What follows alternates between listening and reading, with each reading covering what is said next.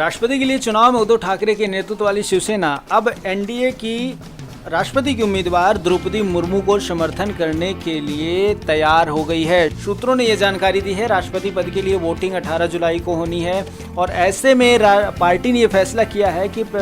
तकरीबन 22 सांसदों में से 16 सांसद उद्धव ठाकरे के साथ मीटिंग में गए थे और अनुरोध किया था कि वो एनडीए की उम्मीदवार द्रौपदी मुर्मू को समर्थन दें, जिसके बाद से अब ये खबरें सामने आ रही हैं कि उद्धव ठाकरे इस बात के लिए मान गए हैं।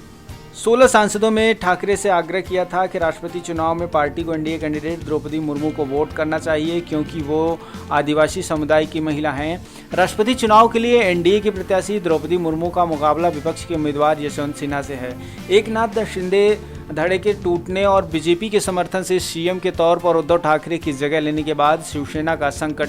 गहराता जा रहा है। महाराष्ट्र की जनसंख्या करीब 10% अनुसूचित जनजाति से संबंधित है और ऐसे में उद्धव ठाकरे को मजबूरी में अब अपने पार्टी के सांसदों की बात मानते हुए एनडीए की उम्मीदवार का समर्थन करना पड़ रहा है। गौरतलब है कि शिंदे गुट पिछले माह विद्रोह के दौरान लगातार मांग कर रहा था कि शिवसेना को कांग्रेस और राकांपा से संबंध खत्म करके अपने स्वाभाविक सहयोगी बीजेपी के साथ फिर से गठजोड़ करना चाहिए। उद्धव ठाकरे ने इससे इनकार कर दिया था और अधिकांश विधायकों के पाला बदलकर शिंदे के पक्ष में जाने के बाद सीएम पद से इस्तीफा दे दिया।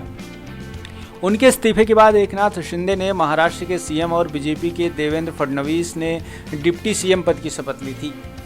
शिवसेना सांसद गजानन कीर्तिकर ने सोमवार को बताया था कि बैठक के दौरान शिवसेना के लोकसभा के 16 और राज्यसभा के 2 सांसद मौजूद रहे। हालांकि बैठक में 2 सांसद नहीं पहुंच पाए थे, लेकिन भावना गवली और श्रीकांत शिंदे इस बैठक में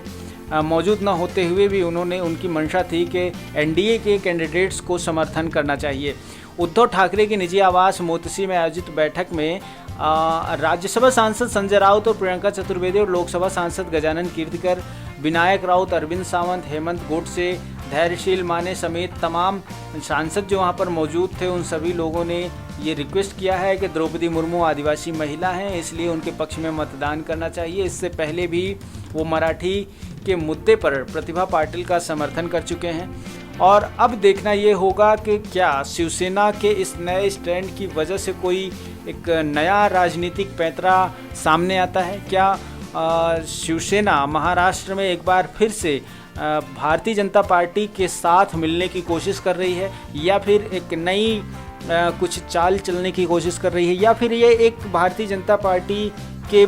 बुने हुए जाल में पूरी तरह से शिवसेना फंस चुकी है। ब्यूरो रिपोर्ट, राष्ट्रीय मानवाधिकार न्यूज़, नई दिल्ली।